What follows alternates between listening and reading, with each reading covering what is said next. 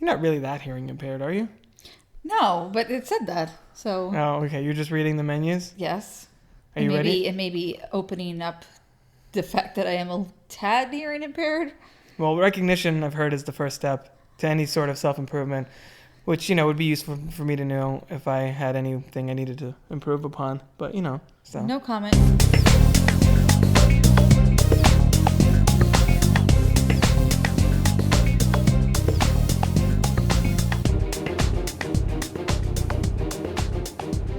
Welcome to the Crooked Table Podcast. This is Rob. And this is Kai. And we are doing a crooked commentary. This is only the second one of these we've done, which is weird because every once in a while I'll threaten to Kai. I'm like, oh, we should record a commentary for this movie. And she'd be like, really? Because I've been threatening a Scott Pilgrim one for a while. And I know she's not looking forward to being forced to watch that a second time. But, it's not watching it. It's not like you're watching it regularly. You're talking about it. It's basically just having a conversation about the film the entire time while you're watching and reacting to what you're seeing, which is, I don't know, it's a lot different than just having to sit there and be like, okay, I don't really care about this. How much left is this movie? Like you do sometimes. Sometimes? You don't always do that. I think I do that with every single movie we watch. How much left of this? You're just you're restless. It's like, also, it's the same thing when I read a book. I'm like, okay, how much more of this chapter is left? So I got it because I like to. But because of that, you don't get absorbed in the narrative as much. That's true. And that's why sometimes I'm like, don't worry about it. Just watch the thing. And you're like, ugh. And then you're like looking it up and shit. And I'd be like, give me that phone. Wow. Yeah. Or then we're watching a movie you haven't seen before. And meanwhile, you're on your phone looking it up. I don't usually do that. My problem when you pick a movie, because for the people listening, what we've done since way before we got married, since we were dating, we would alternate between choices. So I'll pick a movie for us to watch, and then Kyle pick a movie for us to watch, and then sometimes we'll have ones that's nobody's choice. That's just random late edition, or something that we're putting on in the background while we're working on our computers or something. But we'll alternate choices. And so what my problem is that it's become a running joke, I guess, between the two of us, is that I'll a lot of times fall asleep when you make a choice on the sofa, and then you get mad at me, and then I have to justify. I'm like, I think it's subconscious. I'm sorry, I don't. Well, because what happens when it's one of my choices is either a movie I like and I'm excited to watch it again, or it's something I'm excited to show you, and therefore I want to gauge your reaction. So because of that, I'm more alert than when you're showing me something. Sometimes it's like Flowers in the Attic, and I'm like, why am I watching this? I like that that's one of your go-to examples. Because I didn't like that at all. Sorry. What's the other one you made me watch? Cry Baby, I don't like. Sorry, people out there that love John Waters, not for me. What was the other one? There's been a few of them random. I feel like a few random ones that I'm just like, why? I didn't like that. And you're like, I could tell.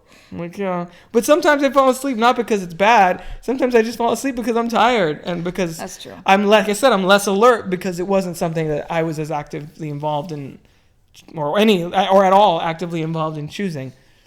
So sometimes it's just that. But anyway, we haven't even talked about what we're about to watch, essentially. Well, since it's Halloween, and we've been watching a lot of Halloween movies, including Halloween, which we talked about on the last episode, and we saw Halloween 2. So do we want to take 2 minutes to talk about Halloween 2 real fast and give an update on that? Sure. What did you think about Halloween 2? It was a lot more gory than the first one. Yeah, I know they had to up the ante, but oh my gosh, there were scenes in that film that really... Spoilers for Halloween 2 if you haven't seen it over the last 35 years. Yeah, but it was just gross. Not really even scary, just gross. The hot tub scene with the melting flesh was kind of, was kind of interesting. Yeah. Michael Myers was playing like a serial killer that no longer used knives. He just used whatever was around, and I was like, wow, he's very resourceurseful. And that was only the second movie. Usually that kind of evolution happens over the course of 9 sequels or whatever, where you're like electrocuting people or just random household items that you're killing them with and things like that. Right.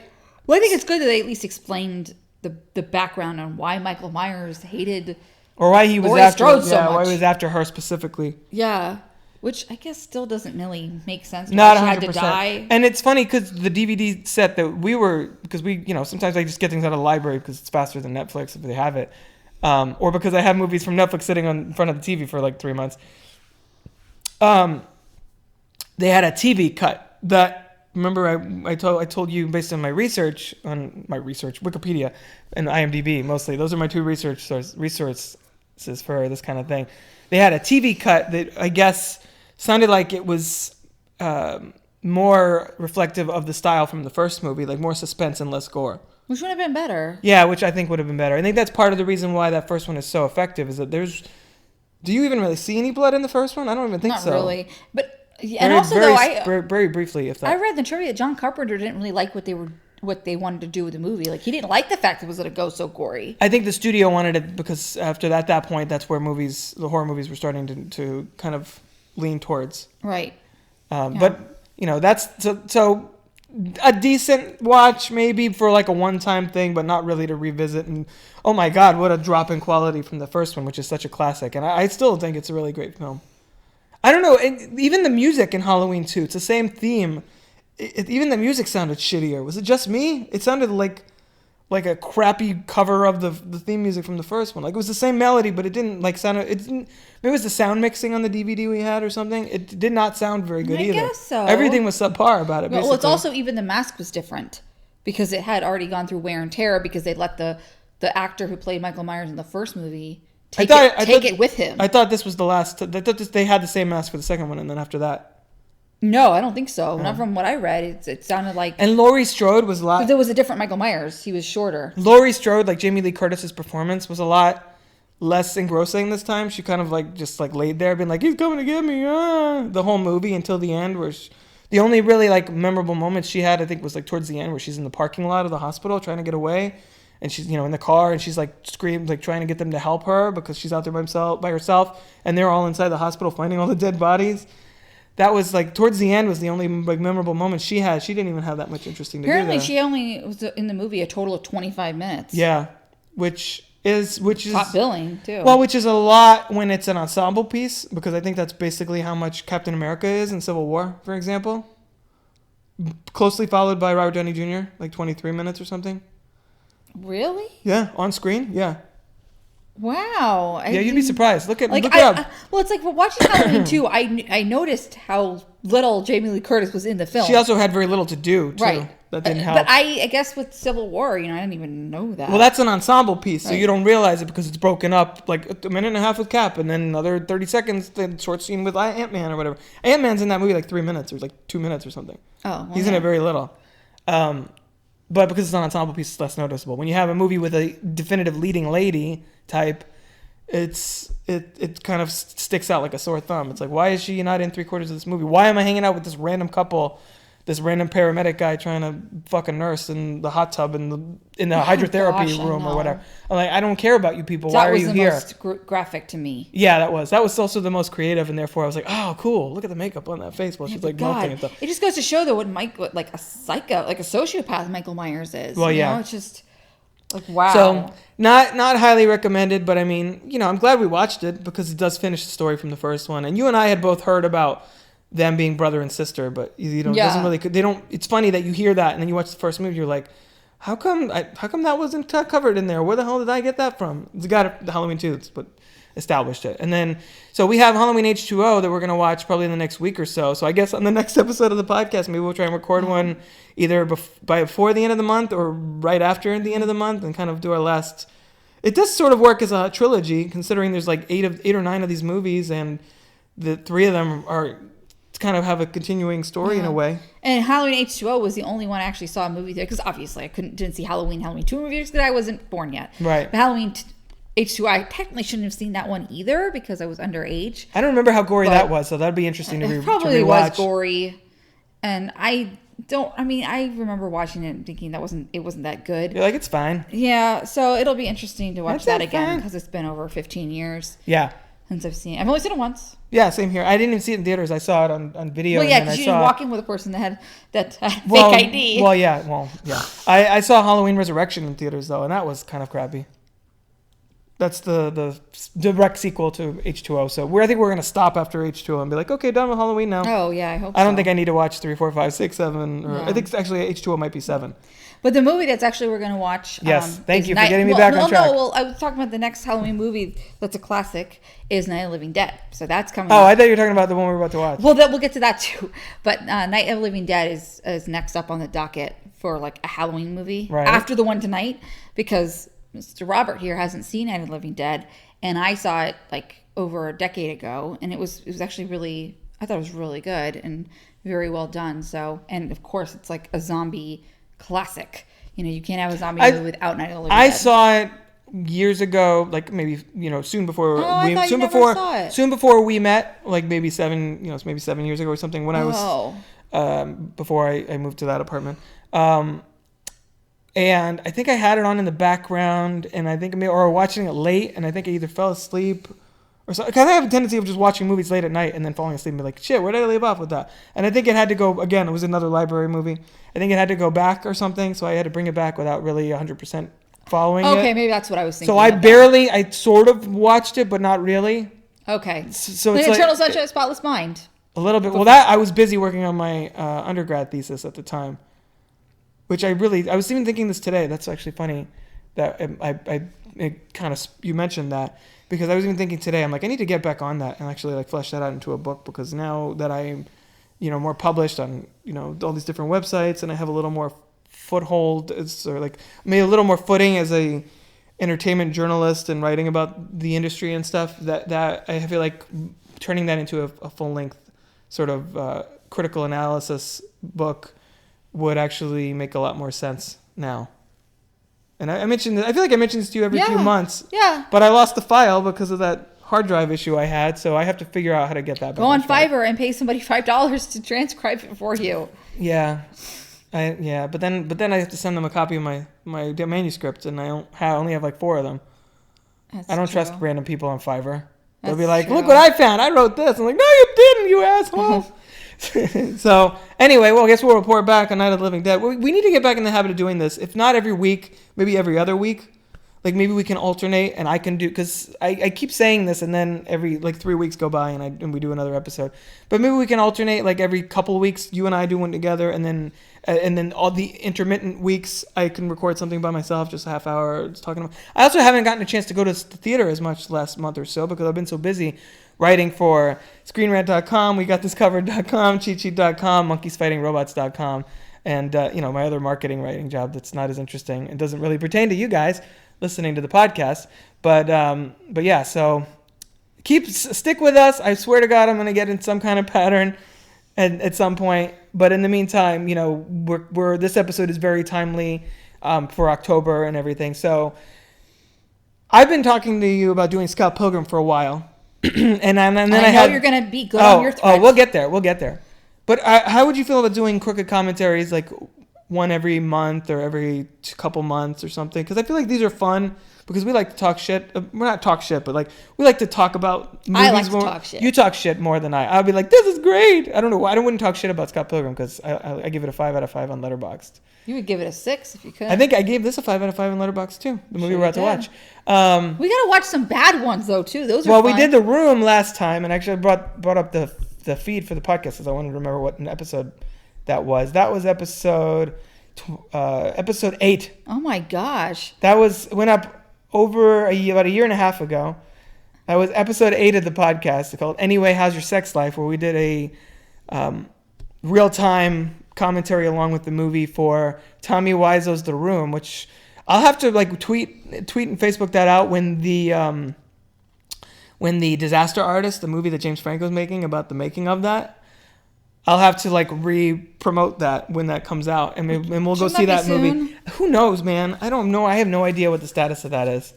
I have a feeling it's probably smaller in scope, so they'll probably start the festival circuit and then get a wide release a year and a half later or something, because that's how a lot of these movies sort of roll out.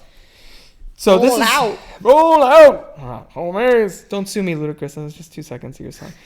So now we're on episode 34, and this is the second one. So I feel like that would be more fun to do every couple months, maybe in keeping with a sequel or something coming out, or something from the same director or the star, or even an anniversary release of something, that kind of thing. You know what I mean? The 10th anniversary of this movie. Let's talk about it. That kind of stuff.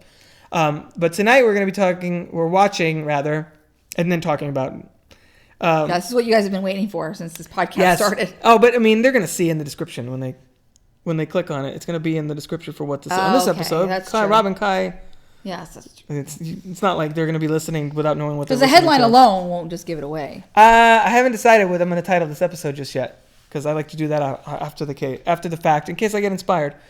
So we're going to be watching 1993's Tim Burton's The Nightmare Before Christmas, which is weirdly named because Tim Burton didn't direct it. It was actually directed by Henry Selick, who I sang the praises of back in episode 30, Kubo and the Best of Stop Motion Animation, because I actually named Nightmare Before Christmas my favorite stop motion animated film, and I also included Henry Selick's Coraline on there as well.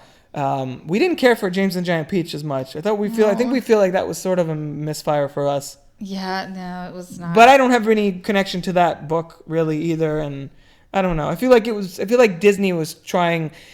This is what happened. What we said with James and the Giant Peach, that it felt like Disney was trying to make a Disney movie, and Henry Selick was trying to make a sort of a spiritual successor to Nightmare Before Christmas, and it sort of got stuck in the middle where it's too weird to be like a Disney movie, but too Disney to be weird.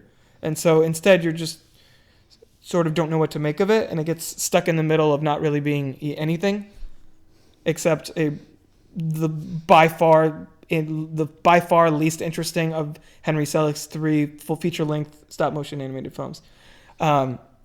So I remember actually when this movie came out, which according to Facebook, it said it was 23 years ago, which makes me feel really old, 23 years ago as of the day before we were recording this podcast. But then I went to IMDb and they said that its wide release was October 29th, 1993. Oh. So either way, we're recording it just about 23 years after it came out in theaters. And I remember when this came out, my mom was actually working at a daycare, actually just a few miles from where our house is. And they had trips where the kids would all go in a group to go see a movie, and they'd have popcorn or whatever and stuff. So I remember going with some of those kids because I would go hang out at that daycare because my mom worked there, while she was working and such. And I guess my dad was also working at the time. I don't know. I repressed a lot of my childhood just because, not because it was bad, just because I didn't have that much going on and it sort of slipped away. Anyway, that's another podcast. That's I'll do a Rob bio. Yeah, I'll do a Rob bio podcast. Be like, let me tell you guys, and he was born on June 30th, blah blah blah, or whatever. But I digress. It's a little window into my soul for a second there. But no, so I remember seeing this in theaters, and I think I liked it right away. In fact, I remember I had the soundtrack of this on cassette back in the day, because I was already into Tim Burton's. And again, I feel funny calling this Tim Burton's since Tim Burton didn't direct this, but it's based on a poem that he wrote and he produced it and all that, so he gets partial credit. But I was a big fan of Beetlejuice and Batman and Pee-wee's Big Adventure, all his movies that had come out before this. So I was really excited with it. And I like movies that are sort of creepy but safe. Like we mentioned Coraline. I love Monster House. I love the Monster Squad from back in the day. And we just recently watched The Witches a couple months ago for the first time, going to Roald Dahl. So I like this. This is totally in my wheelhouse. And over the last 23 years, I guess, this has become probably my top 5 animated films of all time. And definitely my favorite stop motion one, as I mentioned. I don't know. It's just, I love this movie so much, and I constantly sing the soundtrack and just the melodies that Danny Elfman put together, and you'll hear me gush about it over the next 76 minutes enough. So what is your relationship to this movie? Did you see it in theaters? Did you see it on video? Did you hate it? How sad are you going to make me? Go ahead. Well, I did not see this in movie theaters, even though we are the same age, minus 5 days. Because it just kind of it didn't really look that interesting to me. Plus, there was a time that I didn't go to movie theaters very much when I was younger. That's a sad I know. Sad era for you. I had my own bio moments, but you get your own podcast. This is mine. So I did not see it in movie theaters, but I remember though getting older, and I had a couple of friends that loved. Actually, I have a friend of mine. She loves Jack Skellington. Hell yeah. And Sally. It's not to love. And she would post things on Facebook every now and then about those characters, and I'm just like, okay. But I knew there was starting to be a cult following for this film for the people that were young enough around the time when the movie came out. But I actually didn't see it until Rob showed it to me. What? I forgot you hadn't seen it. I thought you had seen it at some point. No, you showed. What the hell? Yeah, and I think it was probably person. 5 probably when we first started dating. Because you started showing me all your favorite films right around that time. It's one of my favorites, man. Yeah, so we watched it together, and I just remember with Sally, that's her name, right? Yeah, the rag doll. I don't like Sally. She bothers me. You know what? That's She's so funny. Sad. That's so funny. I'm gonna again I guess this is another window into my psyche. But the longer we're together, the more things I realize that you have the exact same in common with my mom, and it's to the point that it's getting kind of weird. Because that's exactly her issue. She hates sad. She calls her sad girl. She would call her when I would watch this as a kid. She doesn't like because she's all about like her favorite. She loves the Polar Express and like super squeaky clean and like sappy stuff. And that's not stop motion. That's motion capture. That's motion capture. We should watch not that, but we should do some kind of random Christmas movie, crooked commentary in a couple months when we get a little into the holiday season. Yeah. But she has the exact same issue with it. She doesn't like that it's like weird and creepy and kind of gross in moments. Yeah. But I mean, I definitely appreciate stop motion. I mean, that's really hard work to move the characters around with every single shot. And so I do have appreciation for stop motion. But this movie is like really weird, but I understand why you like it. It's just not really for me as much. Woogie Man is cool. I like, or is it Oogie Boogie? Oogie Boogie. I like my musicals with like some darkness to them. We've talked recently that that's your own bio moment. Yes, I guess we've talked recently about some of my favorite musicals are like Sweeney Todd, Little Shop of Horrors, Rocky Horror Picture Show, and like I like West Side Story and like they have bright happy ones too, which is why I'm so West Side Story. Which is why I'm so excited. Well, not, but it's like a lavish Hollywood production. Yeah. Like, Maria, with the big orchestration, and that's why I'm so excited about La La Land that's coming out in the I think right around Christmas. So that's sort of my thing with Nightmare Before Christmas. So you like it, but not really. Like do you like what did you rate it on Letterboxd? 3, 3.5, 4? I don't know. You have to check. I don't remember. You should memorize your shit, man. It's weird because like I sometimes think I didn't rate a movie, and then I'm like, I'm going to rate this score. And that happens to me sometimes. And then I double see check. it, I'm like, oh yeah, I already rated it. That exactly the score I was going to rate it. So but you did prefer Coraline of the 2 Henry Selick ones, right? Yeah, I'd say so.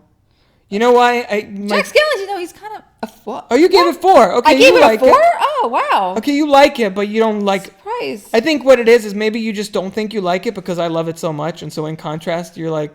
See, I gave it 5. So in contrast, you're like, I don't think I like this because I don't like it as much as Rob. And I always tell you that doesn't mean you don't like it. That means if I could give it a 6.5 on Letterboxd out of 5, I would do that because that's how much I like it.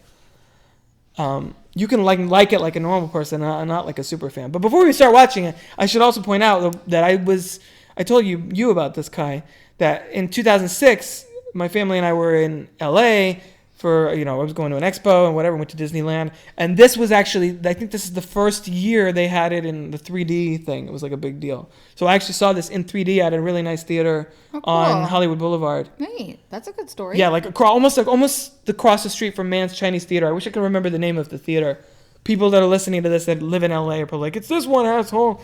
But I mean, we're over in Florida. I don't remember the details of where everything is in LA. Thankfully didn't have to drive over there. My dad did all the driving because I was like, I'm nice scared. Guy. I'm scared. It is pretty rough driving. Yeah, no, I wouldn't want to deal with that. But anyway, so that's where I'm coming from. That's where we're both coming from, I guess, with Nightmare Before Christmas. So we're gonna actually go ahead and start it right now. I have the DVD up. Sadly, I don't have it on Blu-ray yet, and I will let you know when the logo comes on. And this is being watched with the audio off. You guys can watch with the audio on. That's fine. So it's a Disney DVD. I'll let you know when it comes up with the actual opening credits because this is just bullshit. It just surprised me this is a Disney movie. Yeah, I know. Because I thought that Tim Burton and Disney didn't really have much of a relationship until recently. What you mean with Alice in Wonderland? Yeah. Well, there was a specific production company that was set up for this movie, and they did this movie. They did James and the Giant Peach, and that's it. Because James and the Giant Peach didn't. I think I was actually called Skellington Productions or something. Oh. All right. So right now we're on the Disney logo at 11 seconds into the 76-minute runtime. I'm going to write down where we are here so I can timestamp on the show notes for those of you who want to find out, just not listen to our 20 minutes of randomness. But no, so now we can actually talk about this. This wasn't made by Walt Disney Animation Studios, so it doesn't fit the chronology of, Little Mermaid and Beauty and the Beast and Aladdin and stuff. This is Walt Disney Pictures, but it was more, I think it was initially Touchstone Pictures that released it. Oh. So it's Walt Disney Studio, but not the animation branch that did Aladdin and those other ones. Right, yeah. So it's Walt separate. Disney kind of has their hands in everything. Well, because it is darker, and I think I'm pretty sure this is PG, not G, because it is like disturbing images or whatever. So I guess that the Touchstone Pictures got disbanded, and then when they did the DVD release or re-release, they just had to add Walt Disney Pictures instead of the Touchstone. Yeah, I think so. Yeah. It's so crazy, like, their stuff, because I had no idea with a lot of things. Like, I didn't realize Dimension Films was Disney too. I know, isn't that crazy? It is. You didn't. Well, we should probably comment real fast about. Well, I mean, we'll get to that later. I was going to say about the forest with all the holidays, but so here we go. We're entering into one of my favorite songs, and you see that skeleton. That's actually supposed to be Jack, by the way. Halloween Town. That's that Disney show. It is. That's true. There's a Disney Channel. I don't think it's related to it. It should be. It should be. Yeah, Halloween Town. Because they had. I told you, Freddie was big into that back in the day. But I love this opening so much. The way the camera pans right through the gate, and you see kind of get a. I don't know. Like a one shot, even though it's stop motion, and obviously it's not like a camera moving, but the camera just takes you through Halloween Town and all the creepies and crawlies and ghosts and vampires and stuff. This is so much fun. But some of this is computer animated, isn't it? Yeah, the ghosts there are computer animated. Wasn't it what you were saying that this is technically not the first stop motion? You kind of feel like the Rudolph and Frosty Snowman were the first. The first full length feature length stop motion. I'm not sure what that is exactly, but I mean, stop motion's been in use since like the 20s and 30s, like King Kong, and that's stop motion. But it was only certain sequences. It wasn't the whole movie. Right. I feel like this movie kind of kicked off the age of really doing full length movies with that technology, because the Rudolph thing that I love so much and was again in my favorite stop motion animated films, that was actually like only 48 minutes or something like that.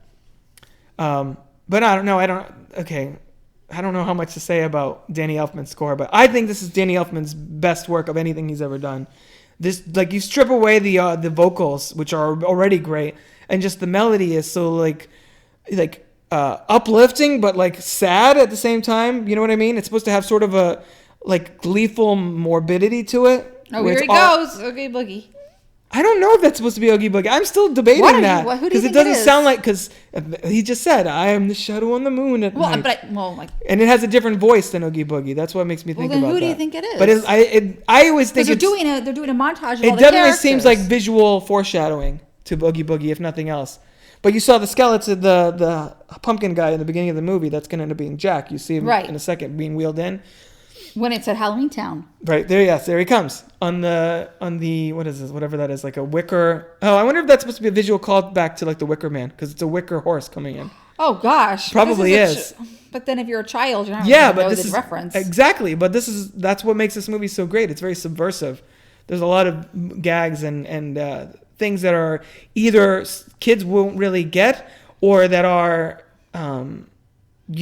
creepy enough that they can draw an adult audience, which is why a lot of the biggest fans of this movie are people that are 30s, 40s, or whatever. I was just going to say that. Like, I don't feel like this is a kid's movie. That's the other thing. Exactly. It's a person movie. That's what makes it so great. It's a timeless movie. I went to the supermarket tonight, and I saw a family standing by the Red Box, and they were like, "Oh, do you want to get?" They're talking to the kids. "Do you want to get a movie? You want to get the Angry Birds movie?" And the kids were all excited. And I'm walking by. I'm like, "Don't get the Angry Birds movie. It's terrible." Because that's a movie that panders to kids, and it has really lame, dated jokes in it that in like 6 months, that movie's going to really seem terrible, even though it kind of already is. We're 23 years later. People are still talking about this. You walk around, you'll still go past any hot topic. Holy shit. Spencer's. Yeah. Oh my God. It's half the stores. Nightmare Before Christmas stuff. You meet any person that's like thinks they're goth or emo or whatever. They have tattoos of Jack Skellington on the back of their ankles and all that stuff. Uh-huh. It's crazy how it's become sort of a phenomenon, and it doesn't even do that well when it went out in theaters. It was a flop. That's what usually happens. These cult classics are the ones that didn't do very well. These misunderstood, like these weird little misunderstood movies that people just don't. I'm not ready for or something, I guess. Oh, but one thing I do love Jack Skellington's head. Oh, it's so cool. It's like so smooth looking. Like yeah, I just want to. I know, I'm right? very tactile in general, and I'm just like I want to touch your head. Yeah, I know. And we should also say that that's Chris Sarandon doing the voice of Jack Skellington, the speaking voice of Jack Skellington, and Danny Elfman himself doing the singing voice. Which is the way Jack Skellington sings, more so than anybody else, is so operatic that every time I watch this, I'm like, God damn it. Why won't somebody adapt this into a stage musical? Well, some people that don't know Chris Sarandon, though, he was the Prince Humperdinck in The Princess Bride. He was also the Jerry Dandridge in the original Fright Night. And the ex-husband of Susan Sarandon. Well, yeah, hence for that tabloid trivia. Pretty much. But the detail in his expressions, look at his eyes, the way he's like trying to pretend that he's happy, that he's like, oh yeah, I guess so. It's just like last year and the year before that. And he's just, you can see that there's so much, they convey so much emotion in these little puppets that they just, reposition. And they're not puppets. I know a friend of ours called them puppets and I got pissed off. I'm like, they're not puppets! Stop motion, it's not the same. I mean, but they sort of are. They're figures that they move like the slightest amount and then take a picture and then eventually animate that all together. It's such an intricate process that it's amazing to me that people are still doing that Leica is still doing that. And at the level that they're operating at, when we're in the age of CG and everybody's just like, oh, just make a CG movie. Well, I feel like with Leica, like they want to be like Pixar, like they want to be the best of the stop motion versus like Pixar's the best of computer graphics. And I always compare them animation. I always compare them to Pixar in that they are like one of the most consistent brands for family, like high quality, like family entertainment that kind of pushes the boundaries of technology, but also pushes the boundaries of like storytelling. And I feel like this movie is what really laid the foundation for Leica to become such a thing. I mean, granted, those movies... It's just funny they took the torch from Disney. And Henry Selick, because we really kicked them off with Coraline. So Leica must have been like, we need somebody to direct this that knows what the fuck they're doing. And they saw this movie like, that's what we need. Henry Selick, bring him in. And he did such an outstanding job with Coraline that, you could see all of that right here. Well, you know what's interesting, though? It's like... So you love Nightmare Before Christmas, yeah, and probably Leica did too. Like they probably had such a passion. Yeah. Like they saw Nightmare Before Christmas, like, oh my gosh, I love this movie so much. I want to pay homage to it for the rest of my life, and that maybe they became the best. And they were doing contract work before they did their own feature movie. Oh wait, don't you love this scene? I do. I love this so much. This whole thing. Don't you love all the scenes with the cliff? Oh, I love everything with Jack Skellington. Period, but. Where he's the thing that I love about Jack Skellington is, I don't know, I'm really, again, window into my soul, guys. This is one of those movies that resonates with me on an emotional level. But this is a guy that the character here feels stuck in a rut. He's doing the same thing over and over, and he sort of feels the dog is Rudolph, right? That's supposed to be the reference to that with the nose, yeah. But it's not Rudolph. His name is Zero. But it's supposed to be. That plays into the third act where there's the climax of the movie where it's a Rudolph callback. But he feels stuck in a rut, doing the same thing over and over. He's already the best at what he does, and so he's just kind of like, where am I supposed to go? There's no challenge left in life. He's feeling kind of disillusioned with his purpose in the world. So this is a movie where he kind of struggles with that to find his place again, to find joy in who he is. And I don't know, like me, that's something on some level that I struggle with, or I don't know. He's trying to find an inner peace within himself. But did you struggle with that though when you saw the movie when you were 10 years old? I don't know, not necessarily. Maybe that's why I've grown to love it so much more. And this song here called Jack's Lament actually really captures that. And there's such striking visuals of just him walking off the cliff and like, oh, there's an empty place in my bones. Again, where it sounds like a funeral dirge. But there's more depth and complexity to it. It's a nice little cliff, though. I know, and it rolls down. I love that. It looks sort of like the top of a witch's hat. I think that's kind of the iconography they're going for there.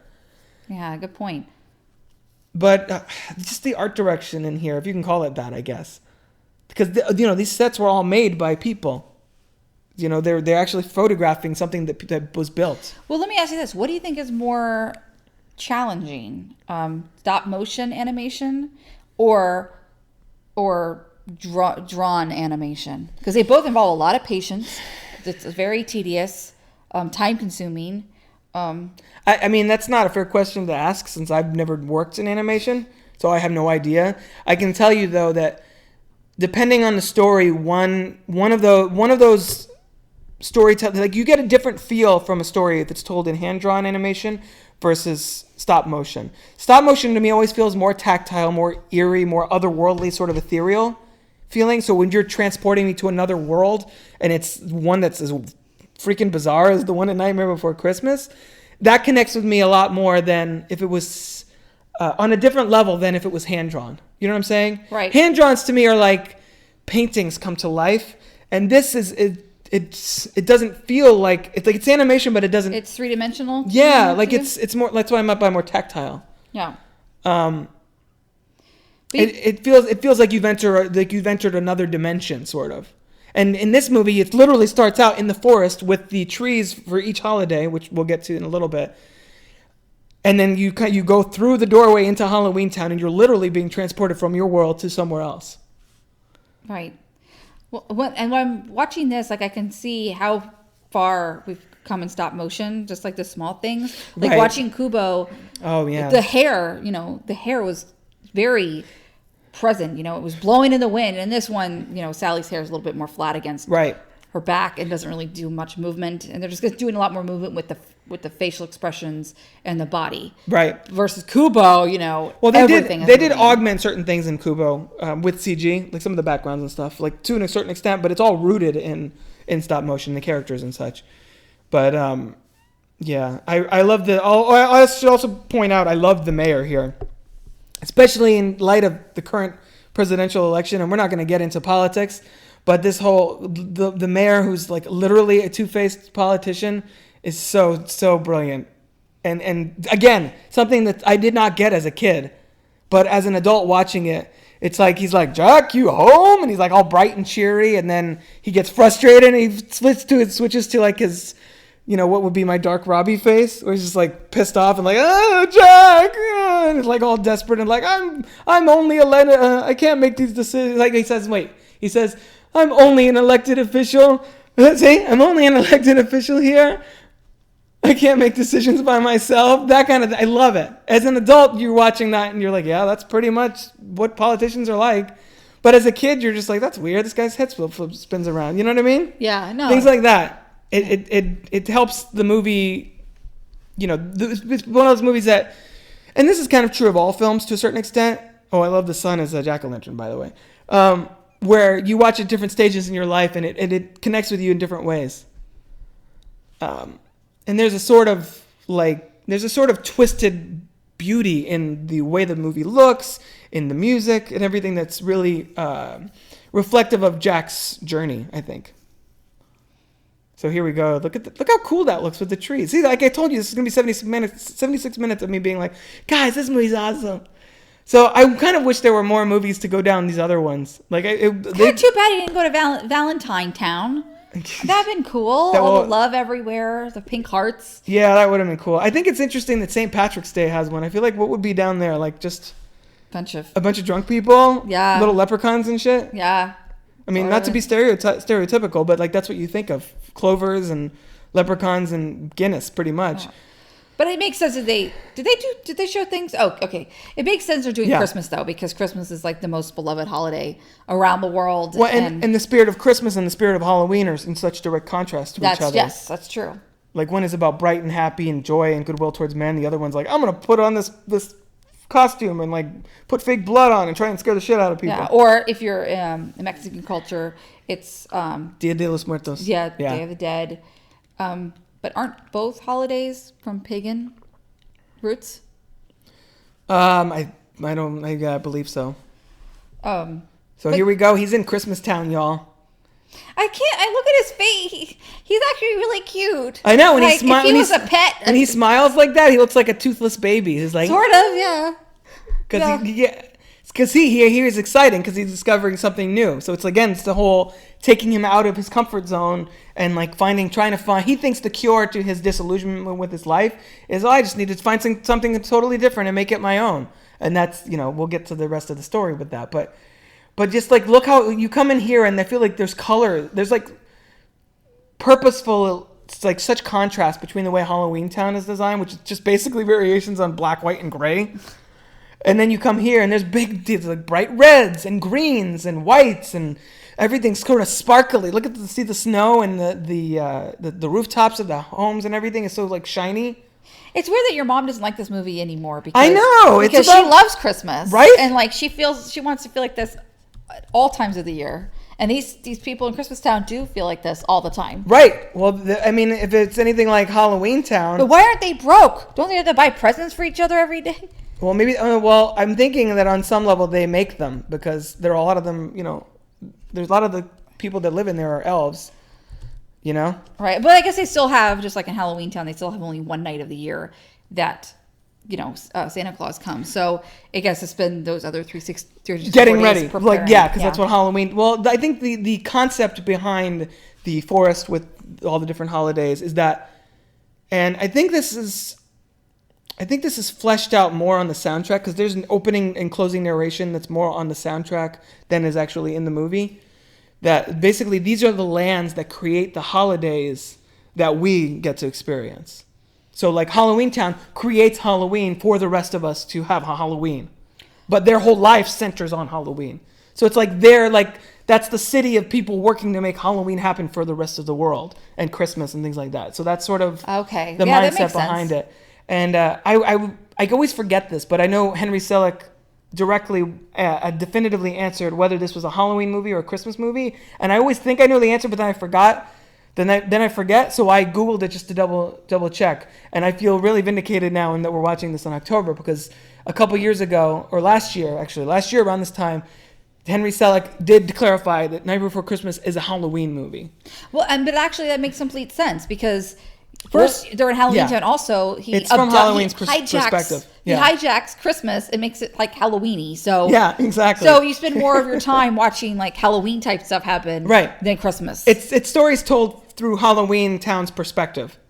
And you see Christmas here briefly when he sings What's This, which let's point out how awesome that song is, by the way. Pretty, like I said. I actually know the beat of that one. What's this? The tune. I don't think I know the tune of any other ones, but I do know that one. Yeah, because that's the most famous one, right? I feel like it's the one that was used to market the movie the most because it's the cheeriest one and the least strange. Oh, okay. They have a whole song called "Kidnap the Santa Claus," chop him into bits and stuff coming up later, and then making Christmas with making hats out of rats and bats and stuff. So I mean, that's the easiest one to market. So like when Freddie had the Disney sing-alongs when he was a little kid, I think that was on there, but that might have been the only song from this movie that was. I'm just so surprised that Disney wanted to even be a part of this. Right? It seems so strange for them. It's the same thing. Return to Oz. I'm like, what? Yeah, that was Disney. We watched that yesterday, and that's another one of our Halloween movies. Yeah, that's like beloved, even though it's terrifying. And it's a cult classic. Again, didn't do well in theaters, but over the years has come to be appreciated by people like us, who are obsessed with nostalgia. Yeah. So what is your issue with Sally? She's just like the bummer to listen to talk. Because do you know who that's? Downer. That's Catherine O'Hara doing the voice of Sally, from Beetlejuice. No, I'm saying she's a known actress. I'm just clarifying for our listeners. It doesn't change that she's so sad. Yeah, that's true. But she wants to be happy. That's her journey here. Is that she's not happy with the course of her life, and she's trying to find a way to fix that. And Jack's sort of trapped with it. She's a Frankenstein monster, right? She basically, yeah, pretty much. But should a Frankenstein monster be happy? Wouldn't really be there without their master. Well, that's true. And his name is Dr. Finkelstein, who's supposed to be like a variation on Frankenstein. What was he doing with his head? He was massaging his brain. Oh. Or whatever, scratching it. Who knows? He's weird. Anyway. He's weird. Yeah, they're all weird. No, they're all weird. It's true. But nobody else touches a brain there like he does. What was I saying now? Catherine O'Hara. Yeah, her journey is basically she feels like an outsider. You see at the beginning, not now, but you see later on in the movie, I think, when Jack's coming back, she's like on the outside, like always like, what's going on over there? What's Jack doing? Blah, blah, blah. And meanwhile, Jack is sort of like on the inside looking out, being like, why am I not happier? I'm like the king of Halloween Town. I am the Pumpkin King. Meanwhile, she's like the bottom level, like commoner type. And she's like, oh man, I can't find my place. And he's like, I found my place, but I'm bored now. So sounds like a dichotomy of people. Right, exactly. And that's actually one of my stories. Girl in My Dreams, which I've probably tweeted about a bunch of times over the years, that one actually has a similar dynamic between the male and the female lead. So maybe I was inspired on some level by this, like with that character dynamic and that's what makes them sort of feel like they belong together, because they're two sides of the same coin. They have similar emotions, but from totally diametrically opposed places. So you don't like Sally because she's a bummer? Yeah. She's just, I mean, it's hard, and I've only seen this once, so it's hard to like now have it in that same context with no audio. But she's a Debbie Downer. She is a sad Sally. Sort of. And but I guess if you know, it makes sense though. See, Jack Skellington, he's not happy either, but he's not bumming us out. No, he's trying to make the best of the situation. He's bumming it out by himself. You know, when we see him alone, he's like, oh, my life's shitty. Why am I not happier being the pumpkin king of Halloween Town? And meanwhile, she's drugging her creator and like, I need to go out and see the world. That kind of. She's basically the Ariel. She wants to be part of that world, where she has to sneak into like the town meeting. Also, the mayor here is voiced by Glenn Shaddix, who sadly passed away, I want to say a dozen or so years ago. I'm going to IMDb that to double check. Yeah, actually less than that. 2010. And he played Otho in Beetlejuice. Oh, yeah, that guy. Yeah, that guy. So he did the voice of Jack, you home, the mayor, which I always sort of forget until I hear his voice. I'm like, it does sound like him.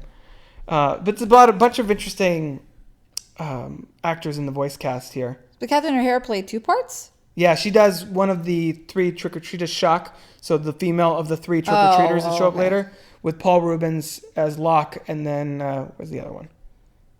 Oh, and Beryl's actually Danny Elfman, so there you go. I forgot. What's the name of Danny Elfman? Oingo Boingo band? Oingo Boingo, yeah. That reminds me of Oogie Boogie, sort of. Maybe he had some input on the script phase, because he was very, I mean, you take Danny Elfman out of this movie, this would not, I mean, it's a different movie. It might not be terrible because the story is still strong, but it's the music that really elevates this. And, so he did the voice, the singing voice, and he did the music? Yeah, he composed all the music. He did the singing. Talented. He's super talented. Why has he not won? I don't think he has an Oscar. Why has he not won an Oscar? I don't know.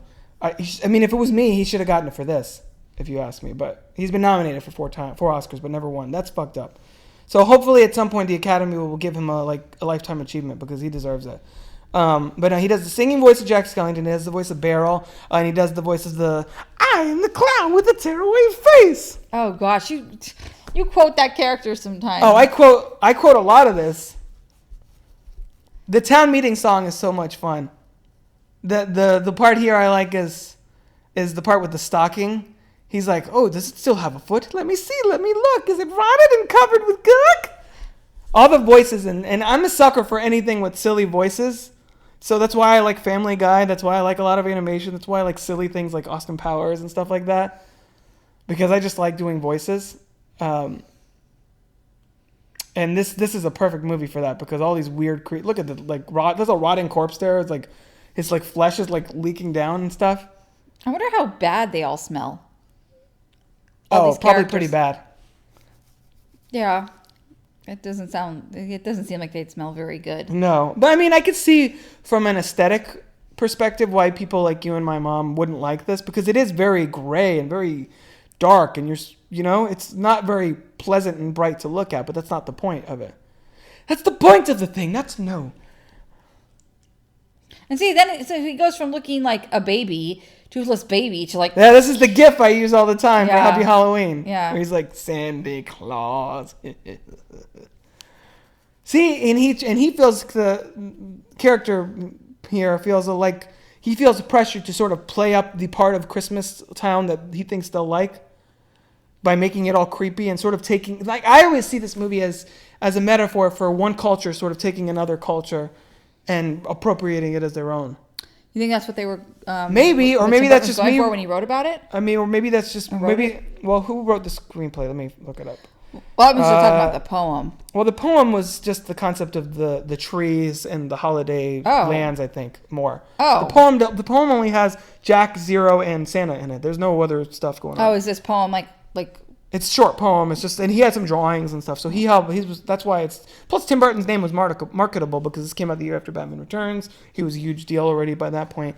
So this was based on a story and characters by Tim Burton. The adaptation is Michael McDowell and screenplay by Caroline Thompson.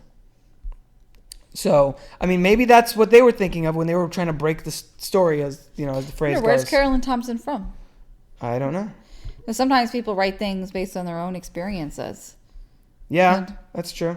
From DC. Oh, okay. But I mean, that's the way I like to read the story, and so it's sort of a cautionary tale of, if we're American and we take this thing from wherever overseas and we make it here, we're gonna like basically almost make fun of it and sort of pervert it. Oh, well, just think about the way that translations work. Right. Because we know a company is trying to advertise and promote in another country and right.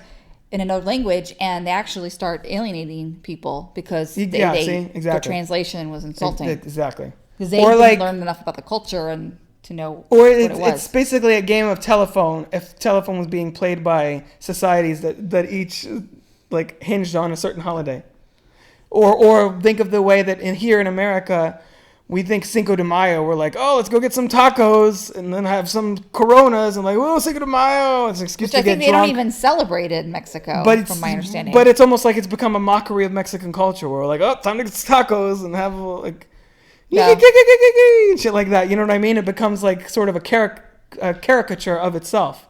Yeah.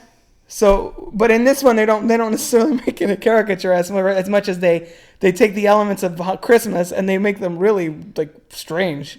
And what was he doing with that bear? So what he's doing here is that this is the Something's Up with Jack, right before the Something's Up with Jack scene. He's basically I always loved cutting snowflakes. Yeah. That was always fun. He makes it a spider because it's cool. But he is basically taking back a bunch of stuff from Christmastown. And he's trying to understand what it is about Christmas that makes everybody there so happy. So he's taking, but he's. Does he want? I think he's trying to be happy like Christmastown, or I think he's trying to bring that joy that he felt when he went to Christmastown back to Halloween Town.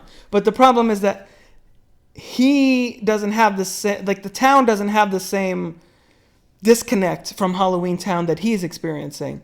So in order to try and understand it, so that he can translate it to the rest of the town, he's taking back ornaments, like teddy bears and Christmas trees and stuff. He's trying to like understand, break them down on a scientific level, not realizing that what makes Christmas so special to so many people is the metaphysical part of it, the way you feel inside, and that has that.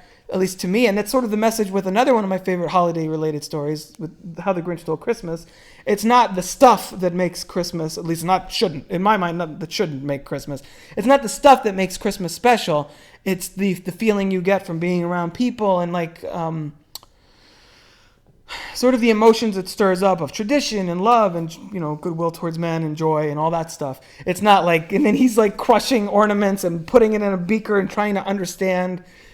Interesting reaction, but what does it mean? If only he would just have done an interview with the kids and the elves in Christmastown. Well, yeah, but I also think it's interesting here that like for the sequence of the movie, the Pumpkin King, whose main skill is being scary and like scaring the shit out of people, is he becomes a scientist and he's like in his little lab dissecting. But that's how you become the best, is you dissect and you evaluate. But he's like to be better at your job. Like has a scalpel and he's like surgically cutting open the teddy bear and looking at the stuffing and trying to understand what it means. And it's like, I don't know, it's really funny. He gets all like in his little laboratory setting, like he's Dr. Finkelstein. But how did that little berry thing blow up? Just because it went under the microscope. Well, he zoomed in a lot on it and squashed it with the. Oh, okay. I didn't know if like that berry had some type of. Look, see chestnuts over an open fire and like Sandy Claus, which is funny again because he thinks his name is Sandy Claus because he's thinking like a Halloween Town person. Not a Christmastown person for obvious reasons, so he thinks Claus is like claws, like it's something like with actual claws on it. I like the name though. Sandy Claus is Sandy cool. Claus. So you don't like the whole? I guess I'm gonna keep going back to the Sandy thing since this seems to be your biggest bone of contention, which is funny considering Jack Skellington.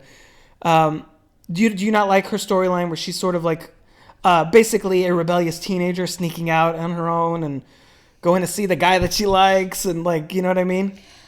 I mean, kind of she has her own little coming of age story. I mean, not to say that she's not an interesting story. She just freaking depresses me. Yeah, and this movie is weird and like dark enough. Like but I mean, that's who the character is, and right. Yeah, exactly. Whatever, but. Seems like everybody else is more happy than even she is. And this is Halloween Town, for goodness sake. Nobody should even be happy. Right. Even the mayor has his happy moments. In their fake happy moments, but yes. And then this is where she really becomes a driving force of the plot. Up to this point, she's just like, I like you, Jack. We should be friends. We should date and stuff. But less desperate than that. So wait, she's magical? She just had a vision.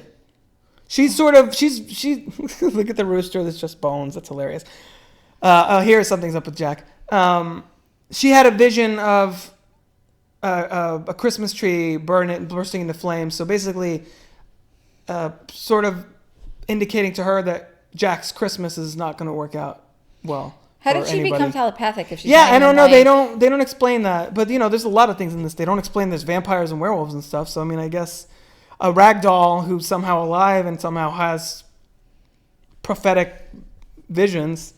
I wish I could sew I like just roll with it. I wish I could sew like her. I can't sew. Well, yeah, your arms and legs aren't detachable either. Yeah, I guess she had to learn that when she was made. So you could always repair herself. Yeah. Exactly. But I mean, the creatures of Halloween Town do. You were mentioning earlier how she's a kind of a Frankenstein character.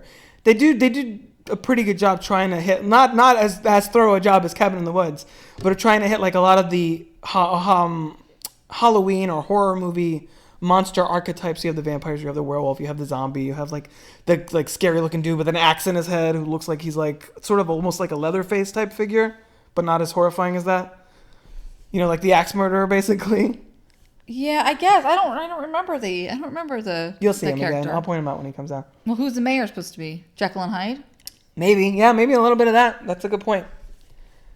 The ghosts and such. And Oogie Boogie is literally the boogeyman. Right. Do you think the boogeyman in real life really has maggots coming out of it? I don't think the boogeyman's real, okay? First of all. Oh. There's my own bio moment. I guess so. No, I know. But, I mean, and actually, that is good that they use the Oogie Boogie as boogeyman, because a lot of kids are scared of the boogeyman.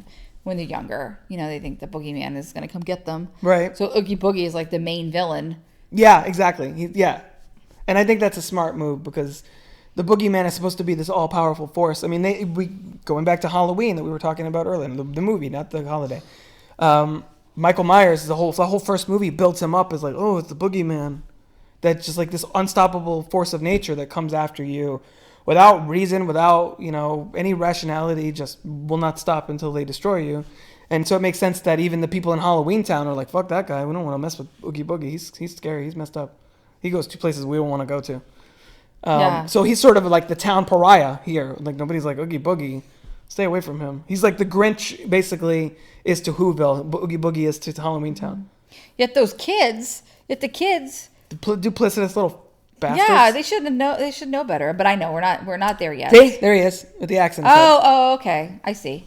Exactly. Oh wow, he looks really confused. Yeah, he looks kind of scared. He's kind of dead inside. I think that's sort of the whole thing. Are they all sort of dead inside? You know what I mean? But he's he's the Michael Myers of the Leatherface, just like a dude with a sharp object that's coming after you. Oh god, it's a scary baby. The baby doll. Yeah. Yeah. So now Jack has had the revelation that he's like, oh, I should just make it. Of course, I've been so close to see. The answer's right in front of me. He's just like, I'm just going to reenact Christmas and maybe it'll just happen.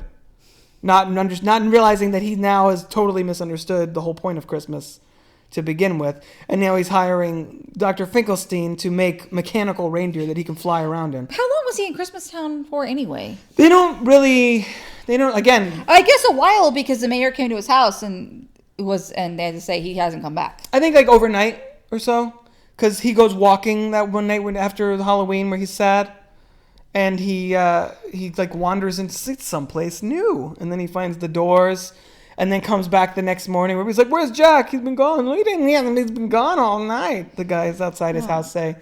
So yeah, so I guess overnight he just like did like reconnaissance mission over there and brought back a bunch of things. Are these kids trick or treating right now? That they're supposed to be they're supposed to be. Remember I said Halloween Town tries to cover all the Halloween archetypes. Yeah. They're the trick or treaters that are like, or like the evil children. I guess like the omen children of the corn, like the bad kids that are like troublemakers. Yeah, but it even said these are Boogie's kids or whatever. Yeah, so he knows that that they have some kind of relationship with Oogie Boogie. Yeah, and he's saying leave him out of this. He didn't like us. And yeah, and of course, why would Jack Skellington trust them? I don't know. Jack Skellington. He's very naive, isn't he? A little bit. He's a toothless baby. Aw, sort of. No, I'm never gonna be able to unsee that when I see him smile. It's only that one moment where he's like, no, he did it again when he was looking out the window after doing his experiments. He's like he did the big smile again. Oh yeah, when okay. It's whenever he does that smile then. I will say, confession, this Kidnap the Santa Claus is probably my least favorite song in this. I think that probably also goes to the fact that I don't really like Lock, Shock, and Barrel too much. I find them they're kind of the most boring characters in this movie to me. But I understand that But aren't they the ones need to that drive cause this really the biggest conflict? Yeah, well they're the hench people that kidnap Santa Claus and bring him to Oogie Boogie for the whole third act. So, I mean, they're kind of an important part of the plot. And I do like the fact that we're watching a kids movie in air quotes about where there's a whole song about kidnapping Santa Claus, chopping him into bits, and bringing him to the boogeyman so he can like cook him in a stew and stuff. But okay, so wait, what did Jack Skellington tell them to do? Told them to go and get Santa Claus and retrieve him, but not to kidnap him and bring him to Oogie Boogie. Because because that would make Jack Skellington like just as deranged. Nah, sort of, but he doesn't want to. He doesn't want to kidnap him. He's telling to be nice and like bring him here because I need his help. Right. Yeah. Recruit him to help me with my Christmas, not kidnap him and like torture him and shit like they're planning on doing. Well, my question is how much did Halloween already technically pass? Yeah, Halloween was the beginning of the movie when this is Halloween. Well, that's why the next morning the mayor was over at Jack's house to be like, Jack, I have some plans for next Halloween. Yes, exactly. Okay. Exactly. Got it. Can we just get rid of our cars and just travel in a bathtub with feet that walks around? Because that would be cool, like they're doing right now. So many weird little creepy touches like that, because you do see, like back in the day, they don't have them so much now, but the bathtubs that do have legs like that. Yeah. Oh yeah. Isn't that crazy? It is crazy. Wonder why they stopped making them. I don't know. It's kind of a made them boring. Now they just not legs like that where they walk, but like sit in the floor. Yeah, they're just built into the floor now. So that way, I guess your water doesn't fly everywhere from the plumbing. But yeah, so I don't know. I don't know how I feel about Lock, Shock, and Barrel. Even though all these years later, they're still less interesting to me than everybody else. Wait a minute. Did Guy Ritchie? I think that's just a Lock, Stock, and Barrel is an expression, and I think both Lock, Shock, and Barrel and Lock, Stock, and Two Smoking Barrels are variations on that expression. What that expression means, I'm not 100% sure because it's not a expression. Yeah, I was hoping you were actually going to take it as a cue to look it up. Lock, Shock, and Barrel. Or maybe it's Lock, Stock, and Barrel. I think it's Lock, Stock. I think it's just they did Shock as a name. Yeah. Lock, Stock, and Barrel, including everything completely. So the place, like the example here is, the place is owned Lock, Stock, and Barrel by an oil company. Okay. So basically, yeah. So basically, it's like saying, oh, if I own this thing, Lock, I guess the lock's like the door, like the building itself, Stock, all the stuff you have, and Barrel, I don't know. But yeah, so it's just an expression to mean everything. Including everything's included. Because that would have been really cool if Guy Ritchie's like, I love Nightmare Before Christmas that would have been really cool. I'm gonna name my movie Lock, Stock, and Two Smoking Barrels. That would have been cool. But no, they're both variations on that expression, which is really outdated. I don't think anybody uses that expression anymore. Well, clearly, I've never really. Well, I mean, I'd heard of it, but probably like not. But you didn't know what it meant. Yeah, not exactly. I probably in context I would know what it meant, but just without just hearing it like that, I didn't. It didn't click with me because, again, it's not something I've ever said until now when I read it here. And with these two, how much interaction have they actually had in general, you think? Well, the movie is, like I said, only 76 minutes long. And I think a big part of that is because stop motion animation is so hard and painstaking to do. A lot of stop motion animated films are like on the 80-minute and under side. I think actually Kubo is like maybe 100 and something minutes, and that's the longest stop motion animated movie thus far. So they try and trim the fat as much as possible. I can imagine the script for this was probably more like 90 minutes or a little more. That's a typical. Well, right, yeah. But they probably had to cut it down because they're like, that would cost too much. We don't have the money for that because Or the patience. Well, that too, but or the time. So okay. Well, we'll get back to that. Is cute. We'll get back to that. But they still did the Easter Bunny instead, which I think is a fun little reference to the fact that there are these other doors and these other holiday lands that we don't really get to visit, which is unfortunate because if this was a movie that came out now, if this did well, Disney would be like, all right, fuck yeah, we're doing another Nightmare Before Easter or whatever. There would have been a shared universe where we'd have seen other characters go into these other places. But I mean, when you really think about it, I can't imagine any of the other lands being as interesting as Halloween and Christmas. Because they're the most well-defined characters. Right. Holidays. So those kids already knew what they were doing. They already knew who Santa Claus was, but they they got the wrong person. As a ruse. No, they went through the wrong door. Oh, because based on their plan, they don't want to bring Santa Claus over. I think that could have been a plot hole you just found, actually. I don't know. It could be possible they were trying to trick. You think him. You think they're trying to play dumb? Yeah, maybe. Oh, maybe that. That's. Yeah. Oh, and so apparently it's now 35 days to Christmas, because I guess that makes sense because October 31st and then December 25th. If maybe that's where they're going with. Because how many days are between Halloween and Christmas?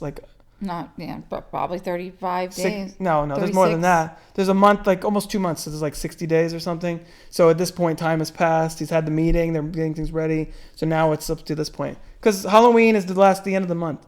Then you have all of November, and then you have 25 days, and so it's like what, 56 days or something. Oh, okay. So this movie, from my understanding of it, takes place between October 31st and December 25th. And plus, he had to have that time that he was doing his lab experiments. Right, all of that. Yeah, exactly. So now they're making Christmas. I like this song a lot better, actually. And this song pretty much embodies the whole thing I was saying about the misappropriation of one culture for another's purpose. And I like that this duck basically is sort of a recreation of the Penguin's like little duck car thing that he rides around. Oh, really? In Batman Returns. It's basically I didn't think about it looks that. very similar. Oh my God. What is it? Is that like a bat baby? Yeah, sort of. Kind of want one. See, you even have the demon guy that looks like Satan a little bit there. And what were we saying that we were sort of wanted to come right back to when we forgot?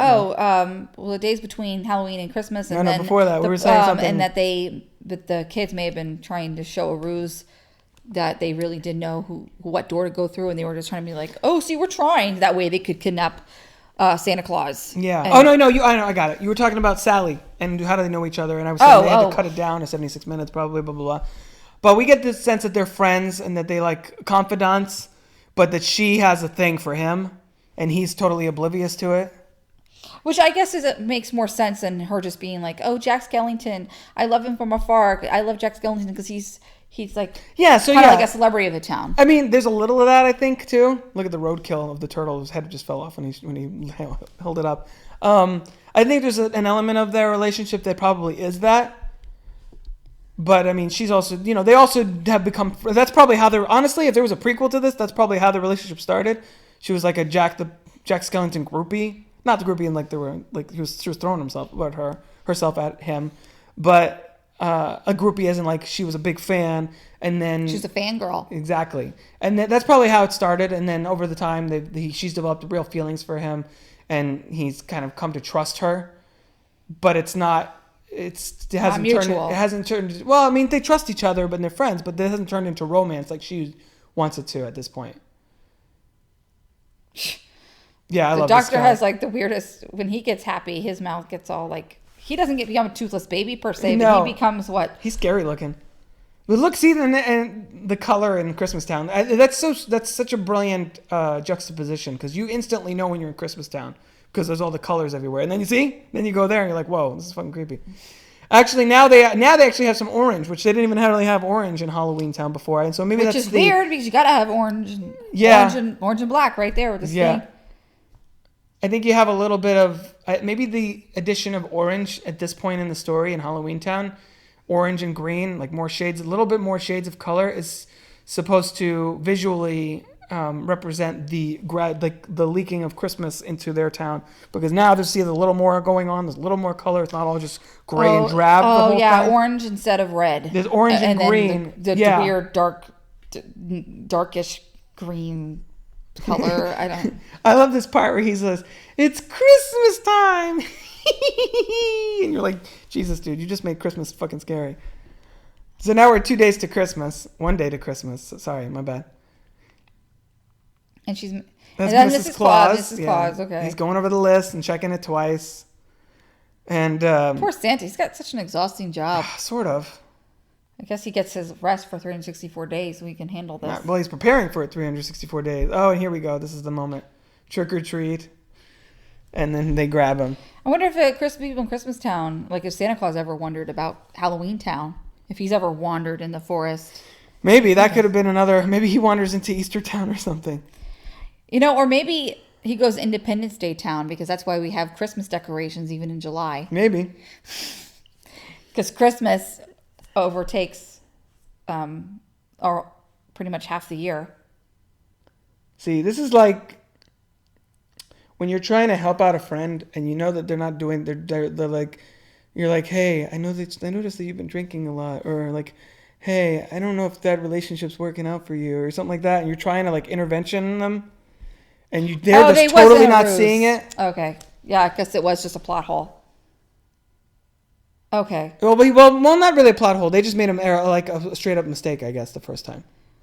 Because here they bring Santa Claus there, just like they did with Easter Bunny. And they're just like, oh, we brought the wrong one, damn. Because they didn't realize there were multiple doors. Right, but if they're trying to kidnap Santa Claus, why did they bring Santa Claus to Jack Skellington first? Well, I think their plan is to bring him to Jack Skellington and then to bring him, instead of bringing him back, bringing him to Oogie Boogie. That's what they do here. Oh, okay. Like I said, I've only seen this once. Right, yeah. I've seen this like 1,000 times. I should have had that answer a little quicker than that, but I haven't seen it in a while.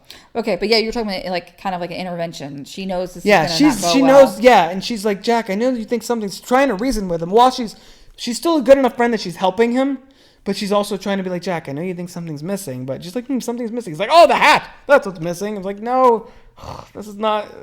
This is so much worse than I thought, because she sees that Santa Claus is being, his holiday has been being stolen basically commandeered by Jack, and that she knows that he's the Pumpkin King. This is his thing. You know what I mean? It's like, this is what he was meant to do, and he's just trying to find meaning in other people's places. You know what I mean? Yeah. It's like if President Obama went to Canada and he's like, I'm going to be Canadian Prime Minister. It's like, no, you're the U.S. president. Like, no, I'm going to run it. Hey, we're running. We need to pass some laws, eh?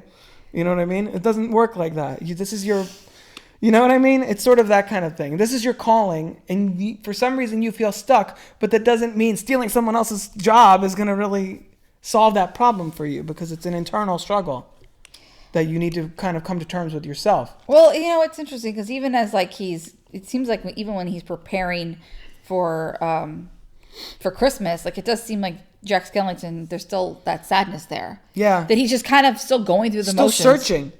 Yeah. Right. And in the beginning, he had that, he felt the joy of Christmas, and he was trying to bring it back to them. But I feel like in the process of trying to sell them on it, he loses sight of what he was trying to do in the first place. Yeah. Well, where would you rather live? Halloween Town or Christmas Town? I don't know. Can I go back and forth and visit? I kind of like them both. Halloween Town kind of seems like a bummer, though. And I guess that's why it's good that we have these different holidays only one day a year, because then we can have Halloween, experience that, and that that darkness, and then go to Christmas 2 months later and have that brightness. So it's exactly. But these poor people, they get stuck. They're stuck in. Can we point out how awesome Oogie Boogie is and how much I love him? I do know. I do know you love Oogie Boogie, and I know you like that thing on Amazon. They have the Oogie Boogies. They have the figures of them. I almost bought those last year or whatever when they came out. Oh man, maybe when the Toys R Us opens near our house, I'll have to go over there and see what they have. But he's such a dynamic looking character. And can we talk about how his whole lair is like blacklight basically? Maybe it's part of the reason Spencer's and Hot Topic are like all about it, because they have a whole section in the back of Spencer's Gifts. There's just blacklight posters and shit. At least it looks like Oogie Boogie's house. You remember that? Yeah. Yeah, since when? Why is Oogie Boogie in the 70s? he's got basically the motif they went with for him is the whole gambling thing. So he's like, "Are you a gambling man, Sandy?" or whatever. I don't know why I made him sound like I don't know, Morgan Freeman. He's like, "Are you a gambling man, Santa Claus?" Yeah. But no, so he's got the casino theme going on, where he rolls the dice and everything, but he gambles with other people's lives. That's sort of his thing. You know what Two-Face does? Sort of. Two-Face flips a coin. Yeah, and you see the sound of rolling dice to me is music in the air, because I'm a gambling boogeyman, although I don't play fair. And he's basically standing on a roulette wheel. It's really the design in the different environments in this movie is so impressive to me still, even 23 years later. And yeah, it's not as visually impressive as something in Kubo. It's more just the ingenuity in the concepts of what they were trying to do here. But I can see why somebody might think this movie's cheesy. Really, what? Like, because, maybe. I mean, well, it's like with the songs, like maybe like with this one, it's like, oh, I'm Mr. Oogie Boogie, and just, I could see that some might interpret it to be a little bit more corny. I mean, I guess they're trying to make it they're trying to make it palatable to kids too. It's trying to be palatable to kids and adults. Which the best animated movies do work for both. We've talked about this a million times, but not necessarily on the podcast as much. But I hate the fact when people are like, "Oh, that's an animated movie, that's for kids." I'm like, no, animation is a style.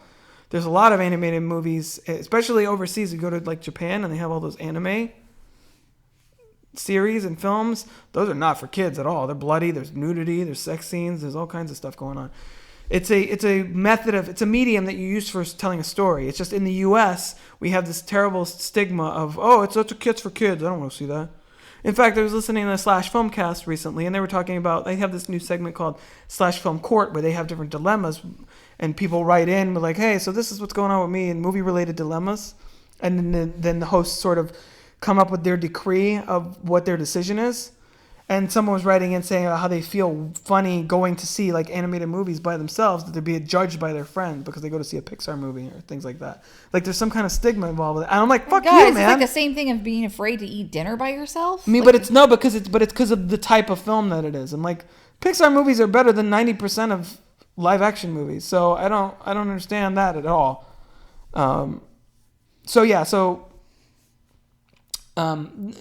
You have to, a lot of times animated films here have to sort of work with that stigma and be like, all right, so it has to be palatable. The people want it to be for kids, so we'll make it for kids, but not just for kids.